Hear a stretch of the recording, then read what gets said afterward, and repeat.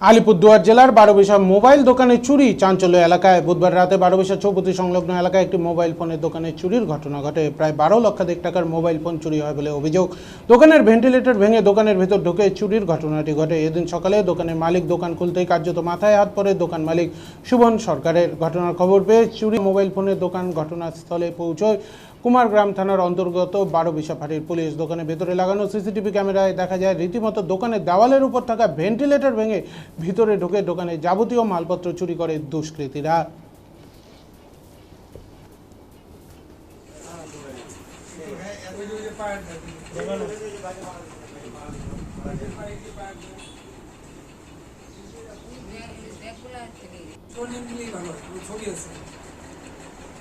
সপ্তাহে নেই যেটা ক্লিয়ার আসবে ওইটা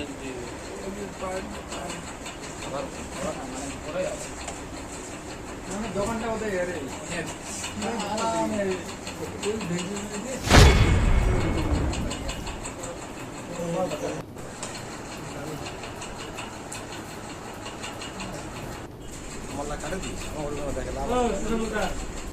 কি হয়েছে দাদা? কি হয়েছে? চুরি হয়েছে। কিভাবে হলো বুঝতে পারছেন? কালকে রাত্রে আমি বন্ধ করে গেছি 8টার দিকে, আর তারপরে আজকে সকালবেলা আমি এসে দেখি যে প্রথমে তো বুঝতে পারি নাই, পরে দেখলাম যে কিছু ভাঙা টাঙা নিচে গোড়া, পরে শাটার খুলে দেখি যে ভেন্টিলেটর থেকে চুরি করে নিয়ে গেছে। কিসের দোকান আপনার? আমার মোবাইলের দোকান। কত টাকার জিনিস চুরি হয়েছে বলে মনে করছেন? মোটামুটি ধরেন 12 থেকে 13 লাখ। আচ্ছা, সমস্ত আপনার মোবাইল, সমস্ত মানে Android mobile, 5G 4G mobile এবং অনেক অ্যাসেসরিজ ছিল। মোবাইলের বাক্স বাদ দিয়ে সম্পূর্ণ মোবাইলগুলো খুলে নিয়ে গেছে।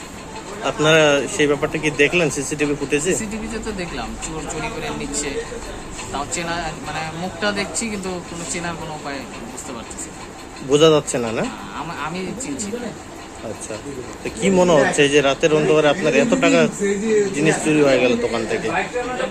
এখন কি বলবো, এত মানে সবকিছু সিকিউরিটি করার পরেও যদি চুরি হয় এত লোকালিটির মধ্যে, তো কিছু করার নাই। ব্যবসা করে খেতে মানে এখন অসুবিধা হচ্ছে আমাদের। এর আগে কিছুদিন আগে একটা চুরি হয়েছিল আমার এখানে।